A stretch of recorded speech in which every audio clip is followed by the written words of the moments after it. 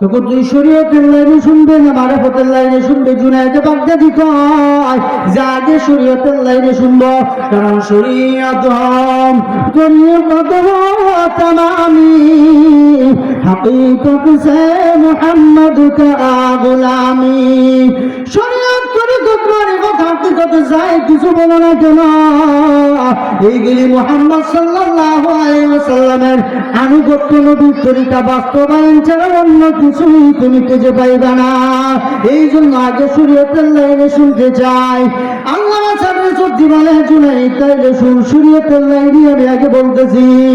আল্লাহ পাক রব্বুল আলামিনের পয়গম্বর জনাব মুহাম্মদুর রাসূলুল্লাহ সাল্লাল্লাহু আলাইহি ওয়াসাল্লাম বলেন, যখন কোন বান্দা এলমে দ্বীন শিক্ষা করার জন্য ঘর থেকে বের হয়, গোত্রের পিপিলিকা থেকে নিয়ে সমুদ্রের মাছ পর্যন্ত তার মুক্তির জন্য আল্লাহর কাছে দোয়া করে সুবহানাল্লাহ। এই জন্যই বাচ্চাটা তো এলমে দ্বীন শিক্ষা করার জন্য তার মায়ের মাদ্রাসায় দিয়ে গেছিল।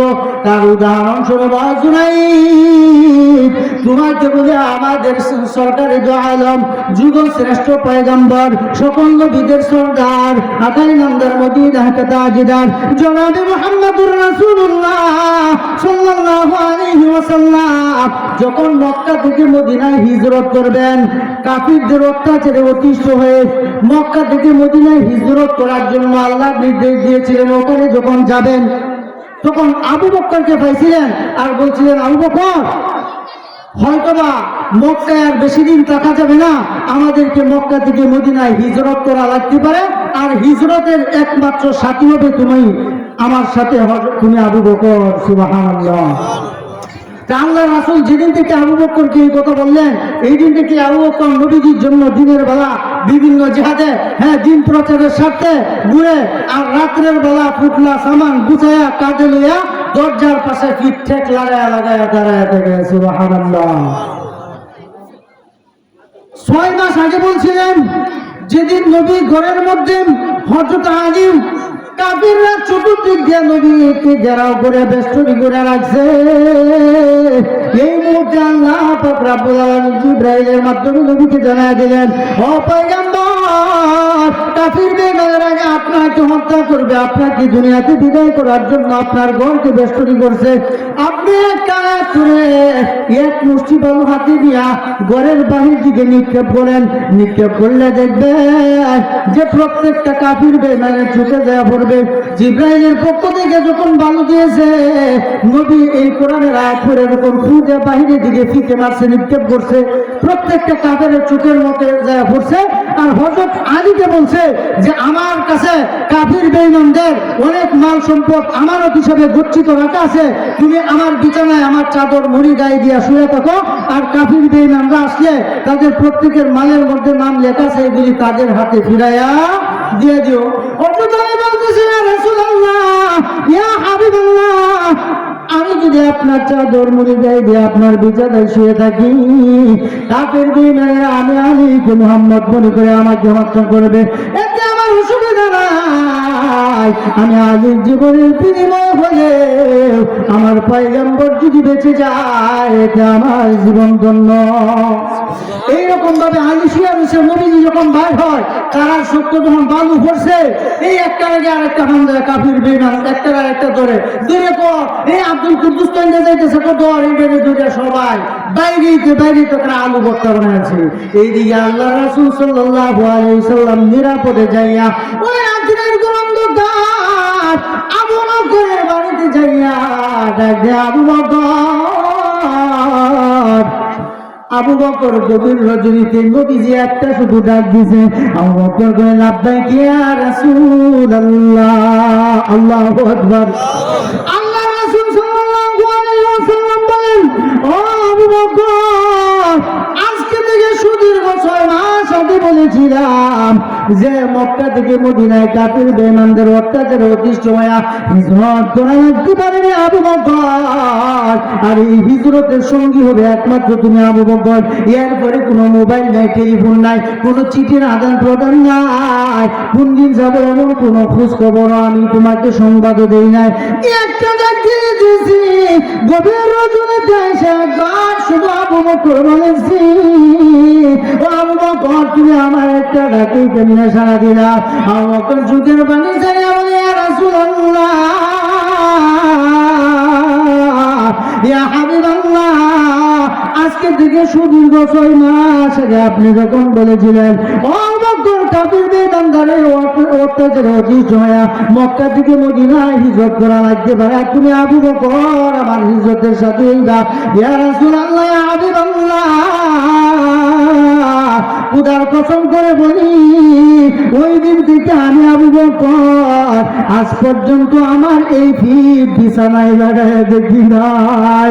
আপনার দিকে ওই ফুটলাকে সামানকে সাজায়া গুছায়া আমার খাতে করে নিয়ে আসার নামাজ পড়ার পর ফজরের আগ পর্যন্ত 6 মাস ধরে আপনি আপনার জন্য এখানে দাঁড়ায় দাঁড়ায় অপেক্ষা করতেছি দরজার পাশে। আল্লাহু আকবার। আল্লাহ রাসূল সাল্লাল্লাহু আলাইহি ওয়াসাল্লাম বলেন, ঠিক আছে বাবা, তোমাকে আল্লাহ তাআলার বদলা দিবে, চলো তাড়াতাড়ি আবু বকরকে নিয়ে নবীজি যখন সারা রাত চলতে থাকলেন শেষ রজনীতে যাইয়া সাউর নামে একটা পর্বত, পাহাড়ে একটা গর্ত গুহা, ওইখানে যায় তার আশ্রয় নিয়ে একটা সুড়ঙ্গ দেখতে পায়। ওইদিকে কাফির বেঈমানেরা নবীর কাফেলাকে গিয়ে আবু বকরকে দাওয়া করে দৌড়ে আসতেছে, তারা অনেক দূরে।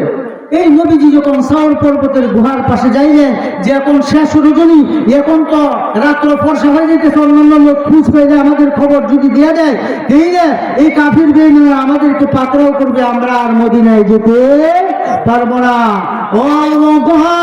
ওই গুহাতে আশ্রয় নেওয়া যায় কিনা, ওই গুহাটা আমাদের জন্য কতটুকু নিরাপদ হবে? আবু বকর বলে, ইয়া রাসূলুল্লাহ, ইয়া হাবিবাল্লাহ, আপনি এখানে দাঁড়ান, ওই গুহাটা আমি যাই একটু পর্যবেক্ষণ করে আসি, আমি একটু ভিজিট করে আসি। আবু বকর গেলেন পরিত্যক্ত গুহা, ওই সুড়ঙ্গ দিয়ে ঢোকার পর ভিতরে যাই না দেখে মটকা ছিলেন, তো মটকা যে সামনের মুখটা ছোট তাহার ভিতরে অনেক খোলাসা, এরকম ভাবে মানুষ যাইতে পারে, জায়গায় ভিতরে অনেক সুড়ঙ্গ, বড় সুড়ঙ্গ। ওইখানে পরিত্যক্ত গুহাটা আবু বকর পরিষ্কার করার পর আল্লাহর রাসূলকে বললেন, ইয়া রাসূলুল্লাহ, ইয়া হাবিবাল্লাহ, আপনি আসেন, আপনি অবতরণ করেন, আপনি তাশরীফ আনেন। নবীজি যখন এই গুহাতে আশ্রয় নিলেন, আশ্রয় নেওয়ার পর নবীজি বললেন, আবু বকর, সারা রাত ওই ক্লান্ত শরীর নিয়ে মদিনার উদ্দেশ্যে হাঁটতে হাঁটতে আমি দুর্বল হয়ে গেছি রে আবু বকর, আমার আর পাও চলে না, আমি বসে থাকতে পারি না। বাবা, তুমি এখানে বসো, তোমার হাঁটুর উপর আমার মাথার মাথা রেখে আমি একটু বিশ্রাম নেই।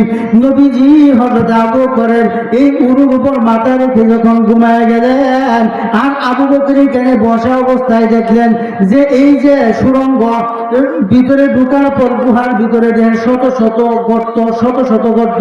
উনার আবু বকর নিজের চাদর মোবারক ছিঁড়ে ছিঁড়ে টুকরা টুকরা করে প্রত্যেকটা মুহার বন্ধ করলেন। অবশেষে চাদর শেষ হয়ে গেছে, কিন্তু একটা গর্ত আর বন্ধ করার মতো কোনো কাপড় নাই। এটা আবু বকরের পাশে উনি পা দিয়ে এটা কি করলেন, চেপে ধরলেন। ওইদিকে 1000 বছরের পুরাতন সাপ জন্মের পর শুনলেন যে আমাদের মক্কার কুরাইশ বংশের আব্দুল্লাহ কুরাইশ বংশের মুহাম্মদ নামে একজন সর্বশ্রেষ্ঠ পয়গম্বর এই মক্কার জমিনে জন্মগ্রহণ করবেন। আর এই নবীজি চেহারা মোবারক যে দেখবে তার জন্য জাহান্নামের আগুন হারাম হয়ে যাবে। সুবহানাল্লাহ। আর এই সাপের কথা শোনার পর 1000 বছরের সাপ এই কথা যখন শুনছে যে নবীজি মক্কার কাফির বেঈমানদের অত্যাচার সহ্য করতে না পেরে এই পথ ধরে মদিনায় যাবেন, মদিনায় যাওয়ার মুহূর্তে আবু বকর তার সাথে দেখবেন নবীজি এই গুহায় আশ্রয় নেবেন। এই জন্য 1000 বছরের পুরাতন সাপ এই গর্তের মধ্যে আইসা শত শত গর্ত করছে যে আমি নবীজিকে এই গর্ত দিয়া নুরানি চেহারা দেখবো, নবীর চেহারা মুবারক ওই গর্ত দিয়া দেখবো, এই গর্ত দিয়া দেখবো, এইটাকে দেখতে না পারলে ওইটা দিয়া দেখবো। কিন্তু আবু বকর এত চালাক, এই গুহার প্রত্যেকটা সুরঙ্গের মুখ বন্ধ করে দেয়, এই একটা গর্তের মুখ আমি খোলা পাই। আমি আমার লেজ দিয়ে যখন আবু বকর পায়ের মধ্যে একটু ঠেলা দেই, তখন আবু বকর একটু ভয় পেয়ে যখন পাউটা সরায়, তখন আমি আমার মাথা ঘুরে আনতে চাই নবীজির সুন্দর চেহারা, নুরানি চেহারাকে দেখার জন্য। আবার যখন মাথা ঘুরাই, আবু বকর আবার পা দিয়া এরকম ভাবে চেপে ধরেন, তখন আমি যদি মাথা দিয়া ধাক্কা দিই, তখন আবু বকরের শরীরের মধ্যে আর তার পায়ের মধ্যে আমার মুখ থেকে বিষ লেগে যেতে পারে, আবু বকর মারা যেতে পারে। এই জন্য আমি মুখ দিই না, আবার লেজ আনি। লেজ যখন আনি, আবু বকর আবার পা সরায়, লেজ দিয়ে যখন ধাক্কা দিই, আবার যখন পা সরায় আমি মুখ আনতে চাই। এরকম অনেক কাম করতে করতে করতে করতে সর্বশেষ দেখলাম যখন নবীজি এইখান থেকে গুহার থেকে মদিনার দিকে আবার রওনা হবেন, আমি নিরুপায় হইয়াম ওই সর্প, বিষাক্ত সর্প আবু বকরের পায়ে দংশন করেছে। আবু বকরের ওই পায়ের দংশনে সাপের বিষ মুহূর্তের মধ্যে, সেকেন্ডের মধ্যে পায়ের বিষ মাথায় উঠে গেছে। আবু বকর বিনা বিনা কান্দে, জুড়ে কাঁদে না। নবীজি ঘুম ভেঙে ধরে, তারা ছিল সাহাবা, তারা ছিল নবীর আশেক, তারা ছিল নবীর প্রেমিক, যে এই সাপে দংশন করছে। তারপরে আবু বকর জুড়ে কান্দে না, বিনা বিনা কান্দে, আর চোখের পানিগুলি মুছে কন্ট্রোল করে। কিন্তু এক পর্যায়ে মানুষ যখন অতিরিক্ত কান্দে, চোখের পানি কিন্তু কন্ট্রোল করা যায় না। এক ফোঁটা পানি যায় নবীজির গাল মুবারকে পড়ে গেছে আবু বকরের চোখে থেকে। আল্লাহু আকবার। নবীজির ঘুম ভেঙে যায়, উপর দিকে তাকায় দেখে আবু বকর, বাবা তোমাকে তো আমি জোর করে আনি নাই, আমি নবীজিকে ঘুম পাড়াইলাম। তুমি বিবাসার জন্য কান্দ, তুমি সন্তানের জন্য কান্দ, তোমার মালদম সম্পদের জন্য কান্দ। বাবা এটা কেন? তুমি তো না করলেই পারতে যে না হুজুর আমি আপনার সাথে মদিনায় যেতে পারবো না, কিন্তু আমি নবীজিকে ঘুম পাড়াইয়া এখন তুমি এখানে কাঁদতেছো। আবু বকর এটা কেন? আগে তো না করলেই পারতাম। আবু বকর ডাকতে কই, ইয়া রাসূলুল্লাহ, ইয়া হাবিবাল্লাহ, খোদার কসম করে বলি, আমি সন্তানের জন্য কাঁদি না, বিবাসার জন্য কান্দি না। আমি কান্দি আমার পায়ের নিদারুণ যন্ত্রণা, বিষাক্ত প্রাণীর যাতনা আমাকে দংশন করেছে। ওই পায়ের 20 মুহূর্তের মধ্যে মাথাতে উঠে গেছে, সমস্ত শরীরে আমেজ হয়ে গেছে। ইয়া রাসূলুল্লাহ, এইটা আমি সহ্য করতে পারতেছি না, আমার চোখ দিয়ে আমার মনের অজান্তে পানি এসে গেছে। আমি অনেকক্ষণ চেষ্টা করছিলাম আমার চোখের পানি কন্ট্রোল করার জন্য, আমার অজানা অজ্ঞাত সারে এক ফোঁটা পানি, চোখের পানি আপনার গাল মুবারকে পড়ি যে আপনার ঘুম ভেঙে গেছে, এতে আমি আবু বকরের বেয়াদবি হয়ে গেছে। হুজুর আমাকে মাফ করে দেন। কোন আবু বকর, তোমার বেয়াদবি হয় না, তুমি পা সরাও। কোথায় তোমাকে বিষাক্ত প্রাণী যন্ত্রণা, কোথায় তোমাকে দংশন করেছে? কোন হুজুর আমি সরাবো না। ওই বিষাক্ত প্রাণী আমি যদি পা সরাই, আইসা হতে পারে আমার পয়গম্বরের গায়ে আঘাত করতে পারে। আমি আবু বকরকে একবার কেন 1000 বার যদি আমাকে দংশন করে, আমি 1000 বার দংশনের যন্ত্রণা সহ্য করব, কিন্তু আমি নবীজির গায়ে একটা ফুলের টুকরা রাখতে দেব না। সুবহানাল্লাহ। ও তুমি সরাও আবু বকর। মক্কার কাফির বেঈমানেরা আমাকে চিনে না, আমাকে জঙ্গলার হরিণ চিনে, আমাকে পশু পাখি চিনে, আমাকে বিষাক্ত প্রাণী চিনে, গর্তের পিপিলিকাও চিনে। আমাকে দংশন করবে তো দূরের কথা, আমার সহচর আবু বকর পায় কোন কারণে এমন পারমিশন, এমন অর্ডার কে তাকে দিল? আজকে আমার সাথে কারণ দর্শানি লাগবে, কোন কারণে আমার সহচর আবু বকরের পায়ে দংশন করছে। তোমারে আমারে কামড় দিব তো দূরের কথা, তোমারে তেলিগে কামড় দিছে, এইটারও কারণ দর্শানি লাগবে। তুমি পাও সরাও। আবু বকর পাও সরাইছেন, সরানোর পর এই বিষাক্ত সাপ মাথা বের করে আইসা আল্লাহ পাক রব্বুল আলামিনের কাছে সাপ বলে, আল্লাহ আমার জবানটা একটু খুলে দাও, তোমার বন্ধুর সাথে আমি একটু কথা বলি। সুবহানাল্লাহ।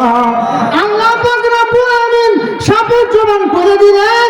সাপের জবান খুলে দেওয়ার পর সাপ নবীকে সালাম দিয়ে, আসসালামু আলাইকা ইয়া রাসূলুল্লাহ, আসসালামু আলাইকা ইয়া হাবিবাল্লাহ। হুজুর আমার বেয়াদবি মাফ করবেন, আমি শুনেছি আখির জামানার একজন পয়গম্বর এই মক্কা জমিনে কুরাইশ বংশে জন্মগ্রহণ করবে, যে নবীজি চেহারা মুবারক দেখলে জাহান্নামের আগুন হারাম হয়ে যায়। এই আশায় আশান্বিত হয়ে হাজার বছর ধরে আমার কোনো খাওয়া নাই, পান নাই, আমি আদার করতে যাই না, পান করতে যাই না, কোনো পানি নাই, আমি এই গুহার মধ্যে একটা না শত শত গর্ত করেছি আপনার এই নুরানি চেহারাটাকে দেখার জন্য। হুজুর কোন সময় আপনি চলে যান, এই জন্য আমি এক মুহূর্তের জন্য এই গর্ত থেকে আমি 1000 বছর ধরে বের হই না। কিন্তু আপনার আবু বকর বলেছেন আমি যেদিকেই মুখ দিয়া আমার এই মাথা দিয়ে আপনাকে দেখতে চাই, ওই দিকে আবু বকর কি করে এই কাপড়ের টুকরা দিয়া, চাদরের এই টুকরা দিয়া গর্তের মুখ বন্ধ করে দিয়েছে। একটা গর্তের মুখ আমি খোলা পাই, আমি বারবার চেষ্টা করছি, আমার লেজ দিয়ে গুতাইছি, যখন সে পা সরায় তখন আমি মুখ আনি আবার পাও দেয়, আমি যখন আবার লেজ ঘুরে মুখ নিয়ে আবার পাও দেয়, এমন করতে করতে এমন অবস্থা আমি বুঝতে পারলাম যে দিনের নবী এখান থেকে সরে যাবে, এই জন্য আমি আর সহ্য করতে পারি না। আমি এই বয়সে আবু বকরের পায়ে আমি কামড় দিয়েছি, যে আমার মতো কোটি কোটি বিষাক্ত সাপের বিষ, এমন একজন মানবতার মহান শিক্ষক, আধ্যাত্মিক জগতের এমন এক ডাক্তার, যার থুতুর কাছে আমার মতো হাজার হাজার বিষাক্ত প্রাণীর বিষ মুহূর্তে কি পানি হয়ে যাবে। সুবহানাল্লাহ। এই জন্য আবু বকর সাময়িক একটু দুঃখ পাবে, এই জন্য আমি নিরুপায় হয়ে কামড় দিয়েছি।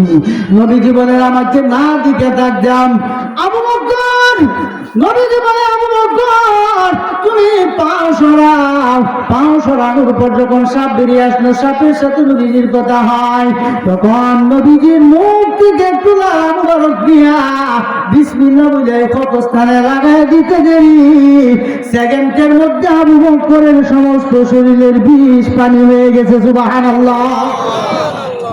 আবু বকর যখন চলে যাবেন নবীজি আবু বকরকে নিয়ে, এই মুহূর্তে উপরে দিকে কাফির বেঈমানের গোষ্ঠীরা এসে উপর দিক দিয়ে পায়ের মধ্যে এই গুহা তো যেহেতু কুয়াশ উপরে দপদপ করতেছে ছাদের মতো, আবু বকর চিন্তিত আর কান্না করে দিলেন, ইয়া রাসূলুল্লাহ, ইয়া হাবিবাল্লাহ, এই তো কাফির বেঈমানরা এসে গেছে, আল্লাহর কি কুদরতি কারিশমা। আবু বকর এমন নবীজি যখন এই গুহায় ঢুকলেন, কোথা থেকে কবুতর এসে বাসা বাঁধছে এই গুহার মধ্যে, বাসা বাঁধলে এইখানে পাথর ডিম পারছে, ডিম থেকে বাচ্চা বুঝছে, মাকড় সাই সাই বাসার উপর জাল বেছে, কাফের বেঈমানের আয়েশা যখন এই সুরঙ্গ দিয়া ঢুকবে, তো তোরার মাথা খারাপ, তোদের মাথার মধ্যে গ্যাস্ট্রিক হয়েছে নাকি, ওইখানটা ঢুকছে, কবুতরে বাসা বাঁধছে, পাথর ডিম পারছে, তারপরে বাচ্চা বলেছে, মা করে বাসা বাঁধছে, এদিকে 1-2 দিন হয়েছে, বাজে যা। আবু বকর চিন্তিত হয়ে ঘাবড়িয়ে গেলেন। আল্লাহর রাসূল সাল্লাল্লাহু আলাইহি ওয়াসাল্লাম আবু বকরকে সান্ত্বনা দিলেন, ইয়া আবু বকর লা তাহজান ইন্নাল্লাহ মা'ানা, ওরে আবু বকর ভয় পেও না, চিন্তা করিও না, আমাদের সাথে আছেন কে? আল্লাহ। এই জন্য কোনো ভয় পেও না।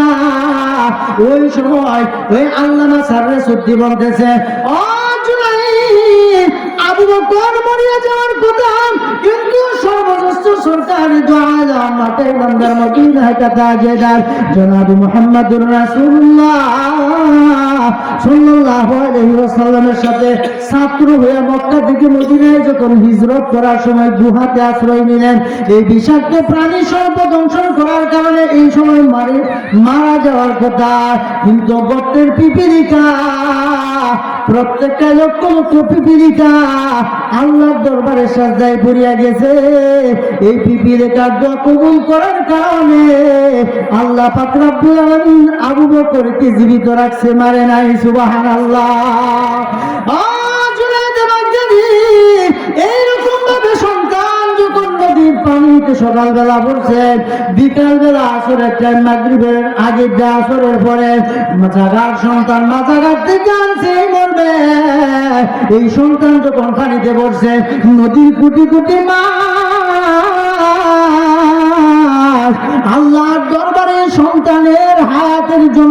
সেজদায় পড়ে আল্লাহর দরবারে তাসবিহ তাহমিদ পড়তেছে সুবহানাল্লাহ। আল্লাহ পাক রব্বুল আলামিন কুদরতি ভাবে ফেরেশতা পাঠাইয়া ওই পানি থেকে কুদরতি ভাবে ওই ছেলের সাথে বাইপাস অক্সিজেনের লাইন করে বাইপাস পানির নিচ থেকে ওই পানির উপর পর্যন্ত